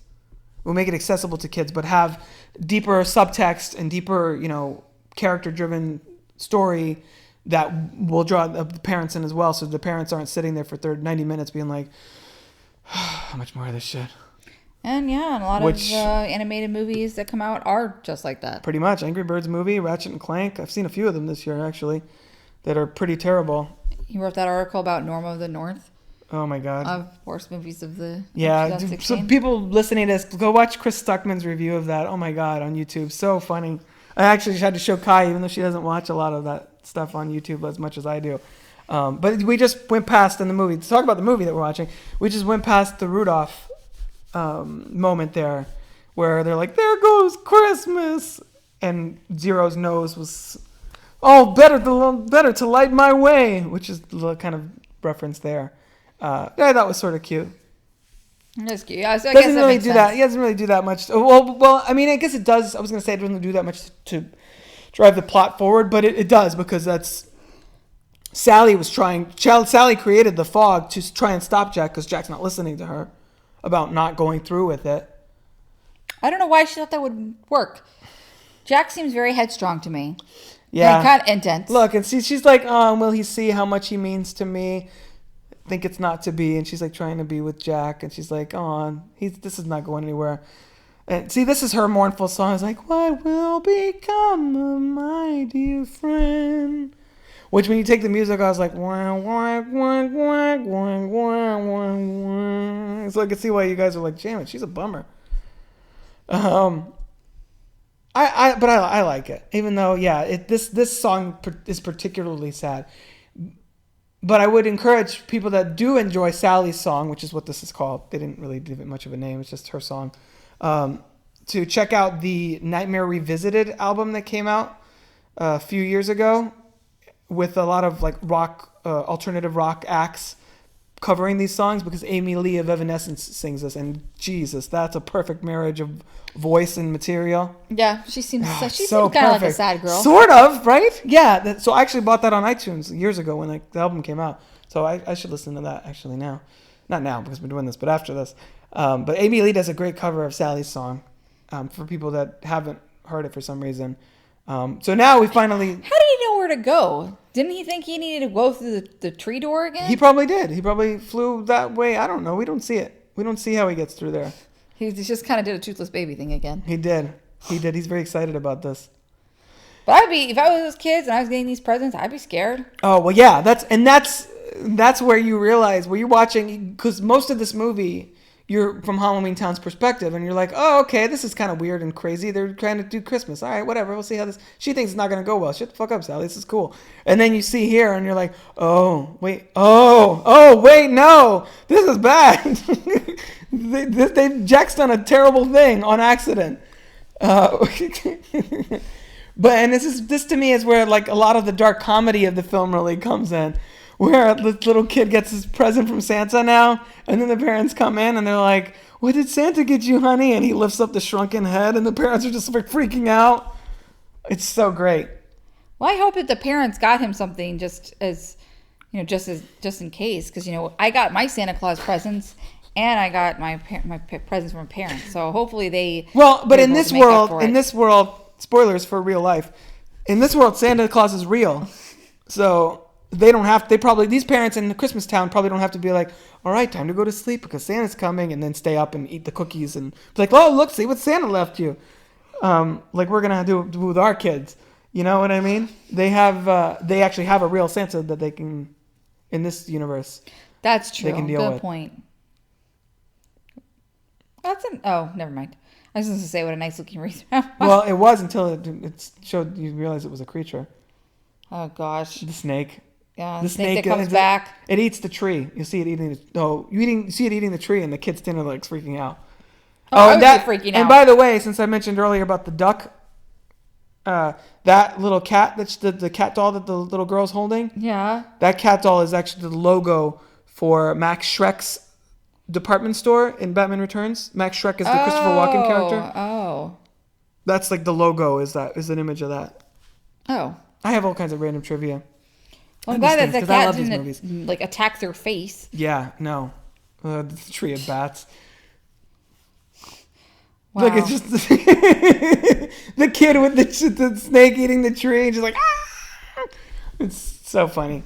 But also not funny. And then now shit gets real here when the parents are like closing their windows, locking the doors, closing the fireplace, and then this one's fuck it. They turn the fire up. They're like, we're gonna burn this asshole when he comes to our house. I love that. And poor Santa Claus lost trust in people. Well, yeah, unfortunately, because the police is getting all the calls being like, yeah, I know a skeleton. Just lock your doors. And it's like a crime wave happening in Christmas Town, essentially. Then an imposter shamelessly impersonating Santa Claus. Mocking and mangling this joyous holiday. Yeah, exactly. That's what happens, man. When you take over. And then they're all very happy about it because they think that's good. Mocking and mangling. They're like the Addams family.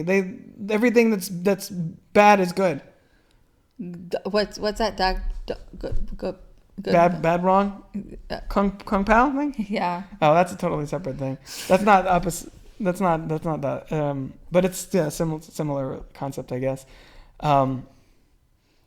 Yeah. So it's like Addams Family where they're like, "How was your day?" Terrible, and they're like it's a good thing. Things like that. But yeah, this is again another. I mean, when did the second Addams Family come out? 1993. Oh, 91 and 93. Oh yeah, same year as this. Yeah. Oh, okay. And I was a huge fan of that too. I guess I like borderline morbid stuff, but not really morbid stuff. Like I'm not into torture porn, and I'm not a huge I like horror movies, but I'm not a horror a fanatic. I am in October more than ever. You're not a horror. I'm not a no. That's mean. That's mean to people that like horror movies. I like the way you say that.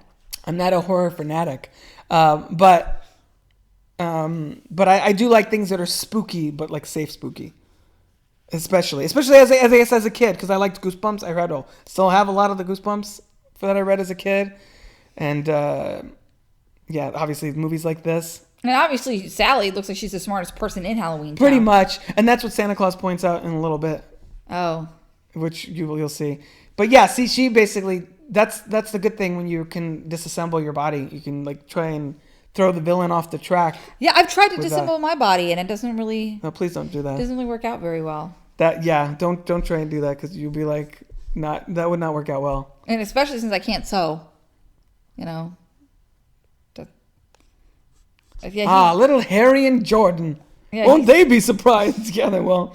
Yeah. And look, and his sleigh is a coffin. I actually kind of forgot about that. It actually looked like, his sleigh is a coffin that's open on top. In a way, it looked like from another angle, it looked like those were like little bats on the coffin. But maybe it's from Halloween time, so possible. So I think it's just the way that it.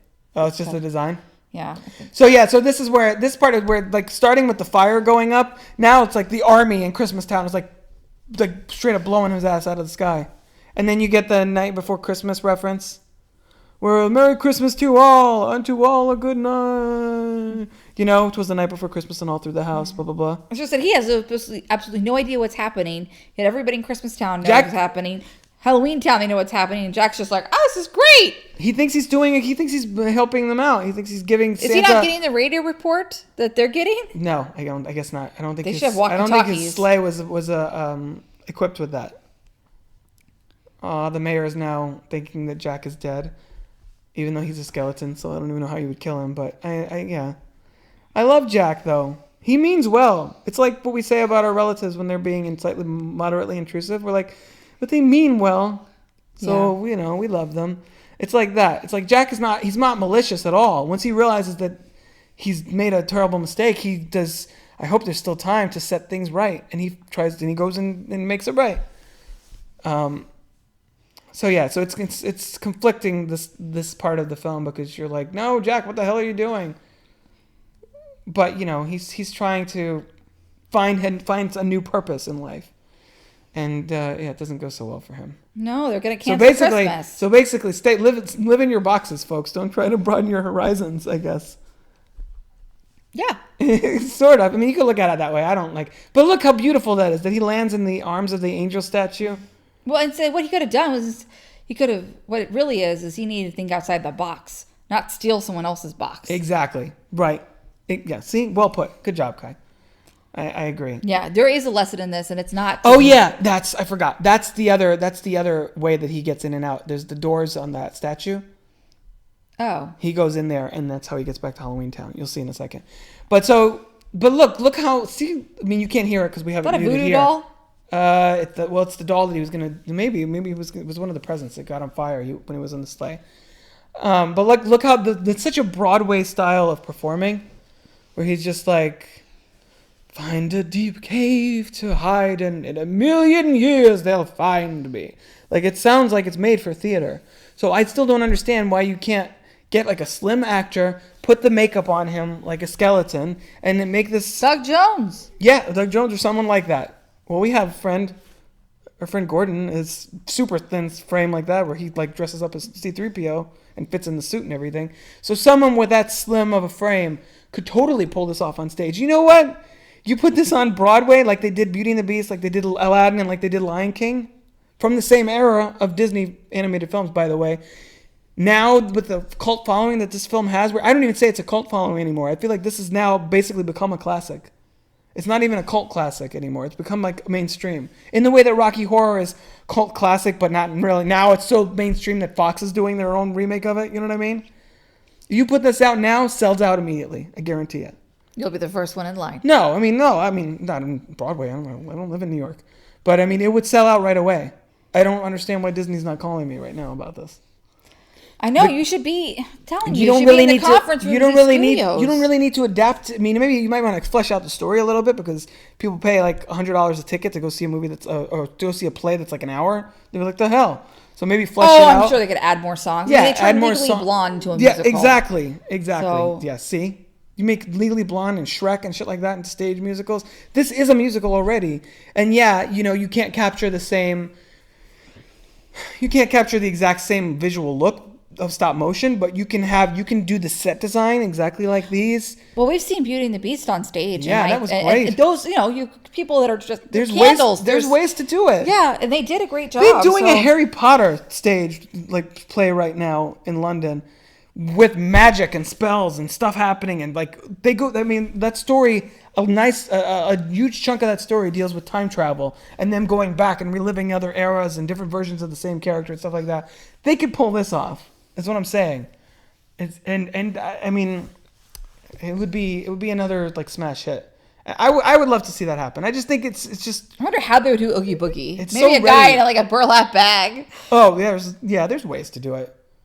You have a guy in like some kind of some kind of crazy costume. They did the candlestick in Beauty and the Beast. They could do Oogie Boogie. I know. I was really impressed with Beauty and the Beast and how they were able to. Yeah, it was really cool. Inanimate objects into actual live characters on stage. But they could do Oogie Boogie, and then like when his seam gets pulled or whatever, have like a trap door where the actor drops out, and then it's like this the decaying thing, maybe with things moving on it or whatever. Yeah. There's a million ways to do it. There's a lot more not technology necessarily, but there's a lot more creative ways of doing things like that on stage now than there were back in the day when it was like you have a flat surface, you have actors, that's it. There's trap doors, there's all kinds of like different kinds of tricks that they can use to tell the story. Yeah. And there, Oogie Boogie thinks he's won. Where'd the black light go?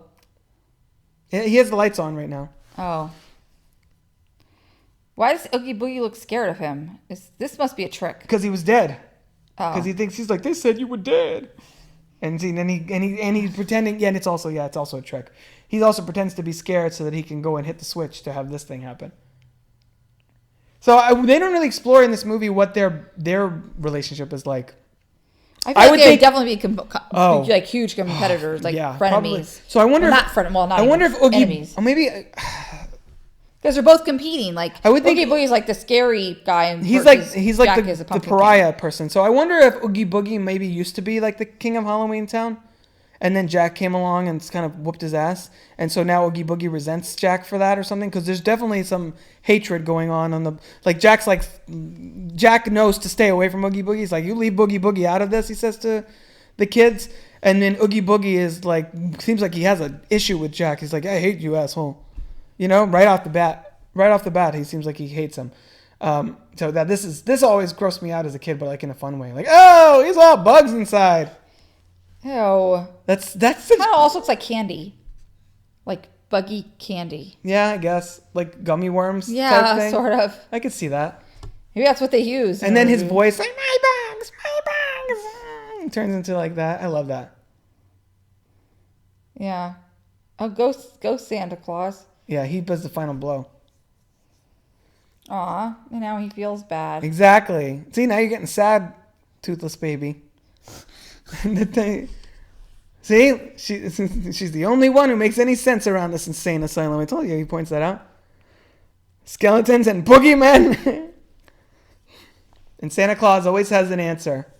Lays his finger aside of his nose, just like in the night before Christmas. Why does it look like he has lipstick on? I don't know. He's very voluptuous. It fits his figure. Of course, he'd have poofy lips because look at his belly and stuff. But yeah, that's another reference, like the Merry Christmas to all and to a good night with Jack falling, and then also the laying his finger aside of his nose, like the Night Before Christmas story, which the title of this film is a variation on, obviously. Right. Well, it's like the title also of the movie, Nightmare Before Christmas. That's a great title. That sounds scary to somebody that's 10 years old. Like, yeah. Why is it a nightmare? Like, I was scared of Nightmare on Elm Street, and without even seeing the movie. So, like, maybe for me, seeing Nightmare Before Christmas, I'm like, oh no, maybe it's a scary movie, and It is. For kids, it's scary. We wouldn't show our kids this until they're I gave them a puppy. We wouldn't show our kids this until they're the right age. Like, you wouldn't put this on for like a 4-year-old. It might freak them the hell out. But like, 7, 8, 9, whatever, and up, you should be fine. As long as there's parental guidance. This is PG, right? I believe so, yeah. Yeah, it's clearly not G. No. It shouldn't be G. It's PG is perfect. There's nothing like super objectionable about it, but it's also like you wouldn't bring like toddlers because it's It's a little dark. It's too dark, and you don't want them to sing. That's funny that you corrected yourself to go from little dark to too dark. It's a little too. Well, it's a little dark. It's dark, but it's too dark for kids, is what I'm saying. Right. It's a little dark for us as adults. You're like, oh, it's kind of dark. It's spooky. Okay. But for a little kid, this is too dark for a little kid. And now here it's cute. It's cute because now with Santa flying over with the snow, the residents of Halloween Town actually get their first taste of like genuine Christmas. And they're like, what's this? What's this? And they start feeling a little bit of what Jack got when he went there. And then the mayor becomes not scary. And they're playing hockey with the pumpkin and things like that, doing snow angels. I like that. It's really cute. And they sort of, the people in Halloween Town sort of have a little bit more of an understanding and appreciation for Christmas without wanting to take it over. Right. So they can exist separately and respect each other and be aware of each other's existence, but without being like, oh, we're going to steal your shit and do it our own way. Dr. Finkelstein now took out half of his brain and made a lady for himself so he doesn't have to like hold Sally back. The cliff is now covered in snow to demonstrate the change that the town has undergone. And of course, Sally still wants to be with Jack. And he's sort of be like, Sally, I never noticed before they got swept away from Oogie Boogie's house. See, I can sort of watch this, but not really, and still reference it so well because I've seen it a million times. Oh, okay. See, this, I know this is going to sound weird, but this part where Jack is singing to Sally and then they sing together and they like come together, which sounds more sexual than I meant it as, but, and they like end up together and sit together now and forever. I get the feels with this a little bit. It's a really sweet moment. And probably the most like genuine and sincere part that you ever see in Christmas in Halloween Town up until this point. We're simply meant to be, which is why you see some things like on Etsy for this. It's like these like romantic-y things where it's Jack and Sally, and it's like simply meant to be and stuff like that. Because it is sort of there's like a love story. It sort of is like underpinning throughout all of this whole craziness with the two holidays. And then you get a snowflake, you have the two of them standing on there, and then it goes the end. Directed by Henry Selick. So, what are your thoughts now, having seen it a second time, sort of? Well, it would have been nice to like hear more of the music and stuff. Yeah, but then we can't talk about it. Exactly. At least without getting sued. Without getting sued, and also then making it harder for people to listen to us talking. Right. Can you imagine what that would sound like? Just like with the movie in the background? That sounds like it would be too hectic of a listening experience. Right, yeah. No, I mean, it's interesting doing these commentaries because, both, you can talk about the symbolism of things, about the film and, maybe what... Break it down a little more as opposed to having to follow the story. Yeah. Right. And I'm all about, analysis. I mean, It still doesn't resonate with you the way it does with me, but you seem like you appreciate it maybe a little more than you did an hour and 15 minutes ago. Yeah, I mean, I definitely appreciate the movie, and I appreciate what they're trying to do. It's just, and I guess I can see why people love it so much. It's just not really for me. Yeah, it's not your style of thing. That's how I feel about certain things. That's how I feel about other stuff. Like I was going to say Transformers, I see why people like it, but I kind of don't see why people like it. That's a bad example. Transformers and Twilight are the two franchises that I'm like, no, and that shouldn't be around. That should not be a thing. It's terrible. I got nothing for you. But, I don't know. Name something else. Not TV shows. I mean, I guess Game of Thrones, because I've never really gotten into that, because I've never really wanted to get into that. But I don't think it sucks. I'm sure it's really good. It's just not something I've ever gotten into, so it's not something that I feel like particularly attached to. You know what I mean? Sort of how you feel with this, I guess. Yeah. But I mean, yeah. So I don't know. Something about this movie, the music, the storyline, it all like it's totally in my wheelhouse. And yeah, and it's when the more I watch it, the more I have grown to appreciate what it's trying to do, and it does feel sort of like unlike anything else out there, even other stop motion films. I feel like this movie is kind of has a very distinctive story going on. You know what I mean? Yeah. Is there any other story like this? No. Okay, that's what I mean. That's what distinctive means. Well, could they also be considered with Sally and Jack? Could they be considered star-crossed lovers? A little bit of that, but it's also that's been done a million times. But it's also not the entire focus of the film. I feel like the mythology that it creates is very unique, with the different lands for different holidays and the one spot in the forest or the woods where basically they all kind of converge. Yeah, I know. It's definitely interesting mythology. See, clown with a tearaway face. Well, so was was Chris Sarandon the only one that had a separate singing voice? I think for his character. Maybe I think so. Yeah. Because looking at the casting. Yeah, they didn't have that. Yeah, that might be the case. I'm sure Chris Sarandon could have done it. Maybe Danny Elfman wanted to do himself. Yeah. Well, I don't know. I'm not sure about that. I feel like I've read somewhere that Chris Sarandon was gonna do it and then didn't work out or whatever, and so Danny Elfman's like, all right, I could do it, because Danny Elfman was already composing the music, and Jack Skellington has more singing than anyone else by far. Right. I mean, most of the songs are Jack. I mean, the only other characters that really get solos are Sally and Oogie Boogie, I believe. Well, Lock, Shock, and Barrel. Right. But most of the other ones are ensemble numbers led by Jack, really. So this was fun. Another Crooked commentary. So we should, while the credits are just wrapping up, just because I like to talk all the way until the actual end of the credits rolls, we can totally do one of these for a movie that you suggest, that as long as we've both seen it. Because I feel like, granted, I'm the quote host. Skeleton Productions there. One of two movies that would ever had that production company. That's weird. Why is it? Because James and the Giant Peach did not do well, and so that was the end of it, I guess. Well, why is it you said United Kingdom? Maybe that's where the basis for wherever the stop motion animation stuff is being done. Interesting. Well, a lot of Star Wars is not a UK property really, but they film in Great Britain like quite a bit. London and Pinewood Studios, and I mean, I don't know if Force Awakens in Episode 8, but so do you have any suggestions offhand for movies you would want to pick, or you have to think about it? I guess I'd have to think about it. Yeah, think about it, and maybe something that you've seen a lot that that I've seen with you that we can have interesting things to say about, and then we can try and do this. We're still gonna do Scott Pilgrim at some point, and then probably before the end of the year. But yeah, I mean, just because I'm the quote host of this podcast doesn't mean that we can't do one of your ideas.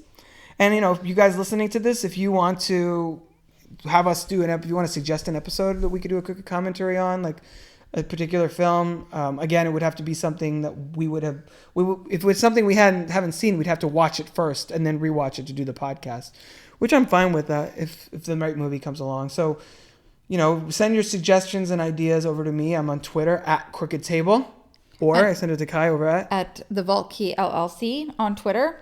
You can also find the Crooked Table on Facebook, on Tumblr, on Instagram. I'm on Snapchat even. Yeah, I know you're pretty much. I try and be everywhere. But yeah, I mean, you're gonna get the most of my thoughts on things on Twitter. And then probably Facebook as a secondary. So, but find me anywhere there. And then if I'm not talking, I'm not saying enough on your social media site of choice, message me and be like, hey, what'd you think of this? And I'll be like, hey, okay, thanks for reaching out. This is what I think. And get a dialogue started. You can also find more podcasts. I was going to say videos, not so much with videos lately. You can find more podcasts, reviews, and other movie-related goodies on crookedtable.com. I will get back into videos. I actually have a green screen upstairs that I'm going to start using soon. I have to start testing it out and trying to get the visuals, the visual, the backdrop to really work up to my standards. But sometime in the near future, I would like to get back into that because I was having a lot of fun doing those video reviews back in the spring, which is like, geez, now it's been a long time since I've done it. I think the X-Men one was the last one I did. And now you have a MacBook. Yeah, now I have a MacBook, so now a MacBook Pro, no less. So now I'm really super equipped to do that. And so stay tuned. Crooked Table Podcast will hopefully be back in the next week or two. I don't want to make any promises because I'm not very good at following through with them. And there's a lot of stuff going on in our lives that I'll mention down the line on the podcast, I'm sure. So in the meantime, crookedtable.com, and for the Crooked Table podcast, I'm Rob. And I'm Kai. And we'll catch you guys next time. Thanks for joining us. Roll credits.